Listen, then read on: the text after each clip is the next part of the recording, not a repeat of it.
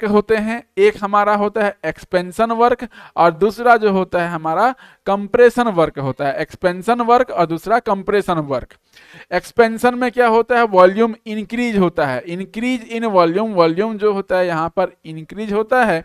और यहाँ पर देख लीजिए इंटरनल एनर्जी डिक्रीज होता है और work done by the system होता है। तो W का जो साइन कन्वेंशन होगा यहाँ पे नेगेटिव होगा एक्सपेंशन के टर्म में।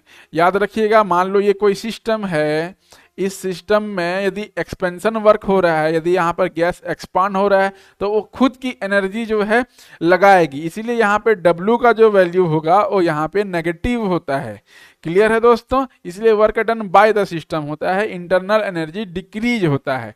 सिमिलरली जो कंप्रेशन वर्क है, चलो ये कोई मान लो मैं सिस्टम मान लेता हूं, ये कोई मान लीजिए एक सिस्टम है और इस सिस्टम में यदि मैं वर्क करूं तो यहाँ पे कंप्रेशन वर्क यदि यहाँ पे हो रहा है तो इसकी इंटरनल एनर्जी यहाँ पर इंक्रीज हो जाएगी। क्लियर है दोस्तों, इसकी इंटरनल एनर्जी इंक्रीज हो जाएगी क्योंकि बाहर से हम लोग फोर्स अप्लाई कर रहे हैं, तो यहाँ पे work done on the system हो जाएगा और यहाँ पे इस वर्क जो है यहाँ पे पॉजिटिव साइन होगी क्योंकि ये सिस्टम अपना खुद का एनर्जी नहीं लगा रहा है, बाहर से उसको एनर्जी मिल रही है, इसीलिए यहाँ पे जो वर्क का साइन कन्वेंशन होगा यहाँ पे पॉजिटिव हो जाता है। क्लियर है दोस्तों, तो एक्सपेंशन वर्क और कंप्रेशन वर्क दो बातें आती है और ये सारे चीजें भी किसके द्वारा, ऑब्जेक्टिव क्वेश्चन के द्वारा जो है पूछ लिया जाता है।